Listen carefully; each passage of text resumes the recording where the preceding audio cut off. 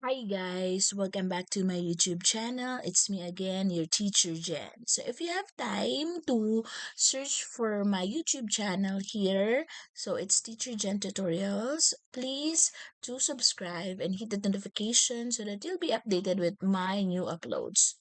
So, for today's video, tatanungin ko kayo if meron na ba kayong DLL. Nagsisimula na yung klase, no? Kasi baka wala pa kayong DLL or nahihirapan kayo mag-create or mag-develop ng inyong sariling DLL. So, good thing is that I have found these resources from this website, no? Ito ay ang Department of Education Resources. So, punta lang kayo dito sa home nila and then makikita nyo dito na napakaraming mga guides sa atin, no? From DLL to LAS to Learning Exemplar, Budget of Work. So, makikita nito ano pa ba? PPTs, ayan, meron sila dito, mga PowerPoint presentations, templates, exams, yan. Tingnan lang natin, no? Pero ngayon, yung concern natin ngayon is to develop a DLL. So, pag click natin ito, or yes, let's try to click this one. And then, let's go just down below, yan. Makikita natin dyan, meron na siyang grade 4. Ayan, meron na rin dang iba't ibang grade level actually. So, meron na din diyang grade 3, ayan, kinder, grade 2, ayan, grades 1 to 7. Meron din ditong grade 7, ayan. So, pag clinic natin yan, so let's try. So, meron tayo ditong from kindergarten. Ito, kindergarten. So, makikita natin dyan, yung siguro ito ay araling panlipunan, no? No. Makabayan, I mean, sorry. Ayan, tapos makikita na natin dyan. Ito lang naman yung composition niya. Meron siyang pamantayang pagganap or performance task, yan, learning competencies, and mga nakalagay pa rin po yan dyan, mga layunin, nilalaman na paksa.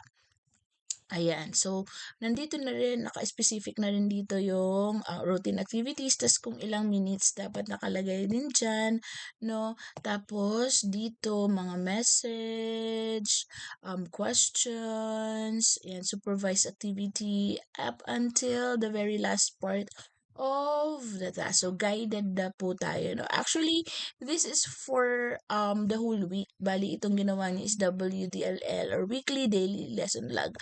So, from Lunes to Biyernes ang nakalagay dyan. So, kuha rin tayo ng examples naman para sa ating grade 7. So, ito naman yung grade 7 TLE. Yan, yung TLE, ganun din, no? Meron content standard, meron siyang performance standard, learning, competency, and objective content. Ayan, whole week na rin po siya. Ayan, ito ay siguro ICT yan, Visual Arts and Web Developer, ICT, about dun yung lesson nila for the whole week. So, nandiyan na rin yung reflections, strategy na lang ni teacher, no, kung kailan niya ito maipapasagawa for the whole week. So, basta sa buong week na ito, ma-execute ni teacher lahat ng mga ito. So, discard na lang ni teacher kung sa day 1 ba niya ito. Actually, tingnan natin kung hindi naman siya nakalagay dito kung ano, no, kung kailan, or nakalagay lang siya dito kung um, anong date nakalagay dito. Try natin. Ayan, from July 29 to August 2. So, week 1 nga ito. So, si teacher na, discretion na ni teacher kung anong araw niya may deliver or ma-execute yung bawat ano na yun nakalagay doon. Same goes with the math. Ito rin. Actually, kompleto sila. Kompleto sila dito. Yan, hanggang Araling Panlipunan, English. Yan. So, ako rin kasi, meron akong dinevelop na sarili kong DLL for my class, tsaka mga mentees ko. Dahil nga senior high school kami, hindi kami dun sa matatag curriculum. Kahit dati naman, ganun na rin yung naging format ng DLL talaga. Pero to make it easier, kasi nga kami ay ilang preparations din, no? Meron akong 3, 4 teachers na mayroong ganong preparations. So, gumawa ako ng template na katulad lang din naman, no? Katulad lang din naman ng template na yon. So, nandun pa rin si content standard, performance, learning competencies, objective, topic, resource references, materials. So, naka-categorize na siya dito. Ayan. Tapos, dito, dahil nga ito ay weekly from July 29 to August 1 nga yung ganyan. So, nakalagay na dito kung alin yung gagamitin ko for presentation, anong i-discuss dyan, for day 1, anong di-discuss sa day 2 and day 3. Tapos, anong ipapagawa akong application, tapos anong generalization, tapos anong gagawin kong evaluation. So, and assignment. So, nakalagay na dyan. Yung application ko, kapag meron dyan akong performances, naglalagay din ako dyan ng rubrics. Ayan. So, ganun ang aking pinapagawa sa aking ginagawang DLL and sa aking mga mentees. Pero pag halimbawa may classroom observations, it's the different lesson plan naman din, no? Yung ating detailed lesson plan naman or semi-detailed lesson plan naman yung pinapagawa natin doon.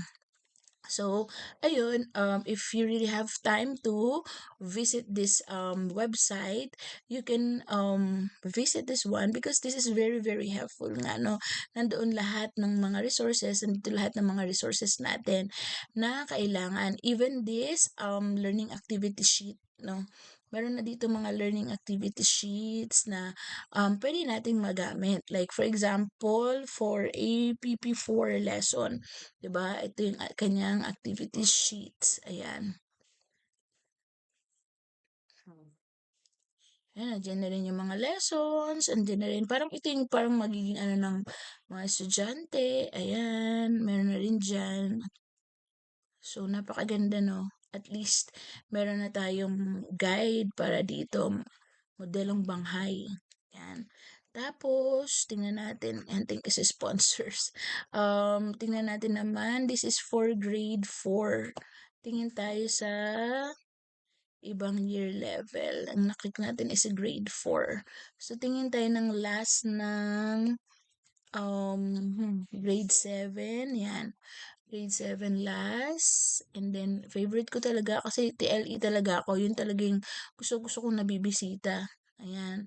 Lesson Frankfurt, learning, lesson exemplar naman ito pala for TLE. Ayan, kompleto na rin yan dito. Ayan, day 4, naka-strategize na din dito, no, kung anong araw nila ay di-deliver, execute. Yung day 3, subtopic, trends and issues in ICT, trends and issues. Parang topic na rin siya sa empowerment technologies. Ayan.